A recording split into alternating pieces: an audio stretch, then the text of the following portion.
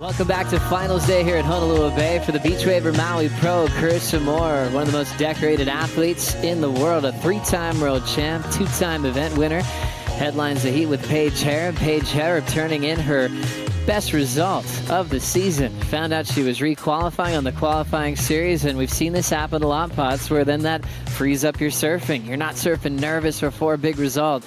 You get to enjoy the perfection of Honolulu Bay, and it's really suiting Paige's backhand quite well. And surf like you're freed up, but it's a difficult thing to do. Once that jersey goes on, your whole mental space changes. Now we see a little bit of a battle here for that first wave. Paige holding position against Moore, and just the effort to start off with the first wave puts her too deep. So in a way there, you'd say, well, Carissa kind of wins that opening paddle battle since Paige didn't turn in a score. Now Moore has priority. Oh my goodness, I wish we had a heat analyzer from way back in the day. Watching a bottom turn and the attack off the top from Paige Hareb. So she's just getting started under Carissa's priority. Backhand two approach. Just got a little bit too low, and Paige gets clipped on the exit. We just saw a little bit of daylight, some room where she could have maybe got through it, but she'll go down. Have lower seeds against the world champs, and you always know they got to make them count because Carissa now's got some room to move. Stretched out down carve for Moore. Fades it quickly onto the open face, waiting for this thing to stand up through the keiki bowl. Now she's got the lip line, and she'll tuck right into the pocket. Clean exit for Moore. Layback hack right on the money. Throws it vertically off the lip. And now Moore will fade out of there on the inside corner. What a read on that wave from the three-time world champion. Yeah, absolutely deadly. Look at the first turn here. Nice, solid side set wave, double pump. Kind of almost lost her balance, but then just drove off that back foot. She's so powerful, Joe, that she can turn those mistakes into winning maneuvers. And then right through this inside bowl here, reads the wave as good as anyone. Probably one of the best tube riders. Right up there with Steph Gilmore, and then that turn right there, not many people can do that, let me tell you. This is going to be a fantastic start for Carissa Moore, and that is danger signs for Paige Hareb. Look at that maneuver there, just beautiful rail turn. Kind of a check turn there, just putting herself in the right position for this inside bowl. Eyes it up and just backdoors that beautiful inside section. What a way to start this heat from Carissa Moore, and then literally destroys the inside. This turn right here, turn of the day for me. Jam right in the pocket there, super powerful. She was into her next maneuver and the spray was still flying through the air, Joe, so that's how much power Carissa Moore puts into her maneuvers. Going to try to keep tabs with their scale, knowing that Carissa might maybe turn in something even bigger on the next opportunity. So we'll see what Paige does with this one. Nice low approach off the bottom. Great start, attacking the lip. Arcs it, puts herself deep.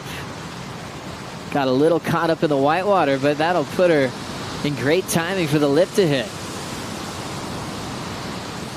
A constant swing of that backhand attack into the inside bowl, and she's out of there.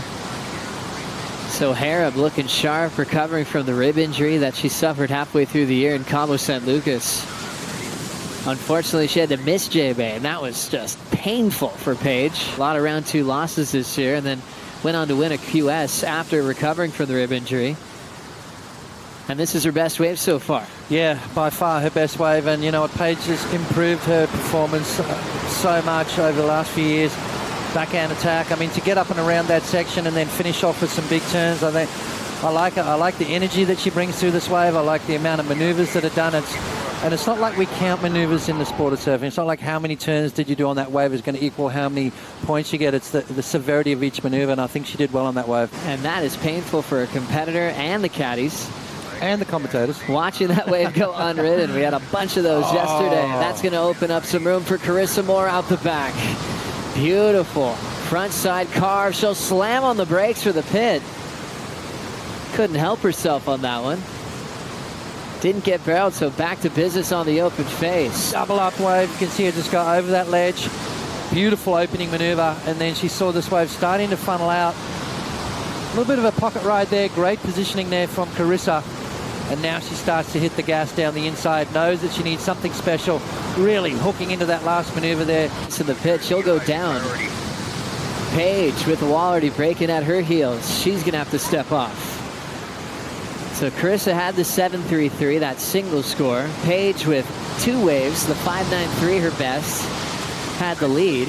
Carissa was looking for just a little over a 1 to get the lead back, so it's still close. Take the world team to a #1 spot in the Founders Cup. She's going to love J-Bay, Karamis. I mean, there's how good is the tour? Really incredible on how perfect is Honolulu Bay. Great decision for that solid snap from Hareb. Tight jam off the lip again. Get around it. And she'll step off, so it stays to a 2-turn combination after we saw a couple of waves sneak underneath Paige. So she's been really trying to choose the right wave to showcase that backhand whip off the top. Paige needed a 6.08 here. Well, had she come around this section, she was going to get it. That's the best turn I've seen Paige do this entire event. Beautiful maneuver, bottom turn, almost touching the rail, and again, fantastic maneuver, but sacrificed the rest of the wave. Now, is that a smart move there, Joe? I'm not sure.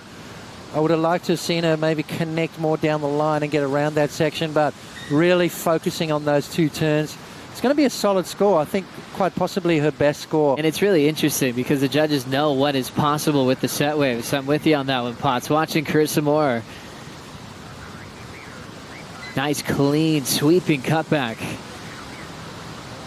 Little body torque wrap on the second decision. Hollow pocket section to pull into the tube. Kicks out the low road. And now she has a magical little end section to showcase that little layback power gouge. Again, throwing a lot of variety in her turns. Understands the change of the shape of the wave as it goes down the line through the keiki bowl. Blame her, Potts. I love it too, Joe, and I love the way Carissa Moore approaches this wave. Beautiful carving maneuver to kick it off again, and just kind of does those little check turns at the bottom just to make sure those fins are set. Hits the brakes, pulls in nice and clean, comes out the bottom of the wave there, and then finishes off strong. So Carissa looking a little bit more energetic on this one, Joe. Knows that it's kind of close right now, and maybe anticipating the fact that Paige Hareb's going to get that score, that 6.08, and she needs another wave to back up that 7.33. Beautiful opening maneuver. And again, just carving it up the face of the wave there. Some nice surfing here. Hits the brakes, pulls up under the lid there. So showing some combination major maneuvers, showing some variety of repertoire, mixing it up and then finishing strong as she does. 15 seconds on the clock. Paige with priority, just hoping for one more shot. Honolulu Bay gives you a pretty good idea on if you're going to get that final exchange up pretty early with all those telltale signs around the corner at Coconuts. Paige leaves this event with a quarterfinal, and Carissa will take on Courtney Conlog in semifinal number 2.